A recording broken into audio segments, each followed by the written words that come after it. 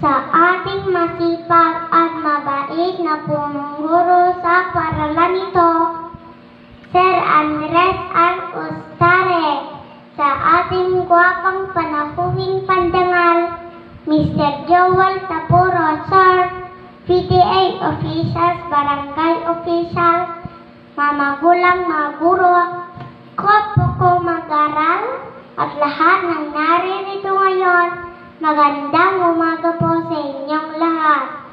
Una po sa lahat, nais ko pong magpasalamat sa aking guro, si Ma'am Marjorie R. Fronda, na siyang nagsilbing palawang magulang ko sa loob ng 2 taong na nagturo sa amin kung paano magbilang, magbasa, at magsulat.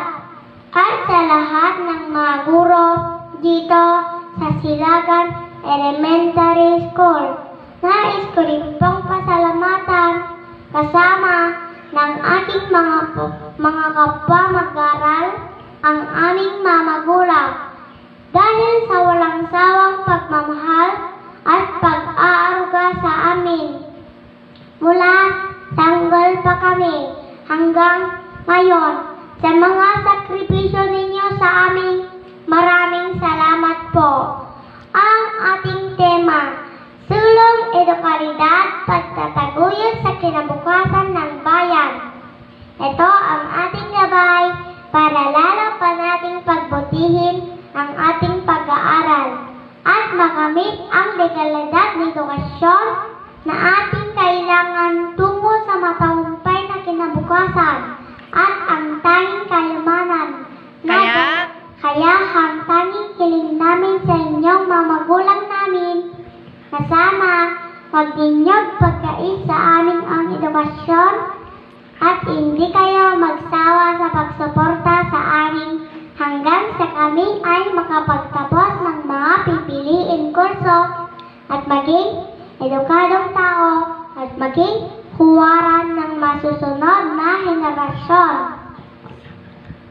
Sa mga kapwa ko mag-aral, magsipag sana tayong mabuti sa pagpasok sa paaralan.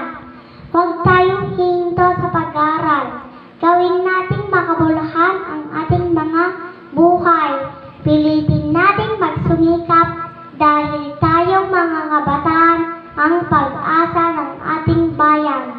Lagi sana nating isipin ang edukasyon, ang susi ng magandang kinabukasan, at ang tanging kayamanan na dala-dala natin saan man tayo naroroon.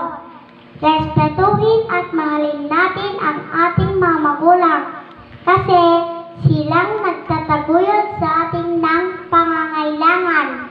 Higit sa lahat, huwag nating kalimutan magpasalamat sa Panginoong Diyos na siyang ating gabay na nagbigay sa atin ng buhay upang magawa at magampanan at mga tungkulin natin, kundi lang sa ating mga pamilya, kundi sa ating bayan. Maraming salamat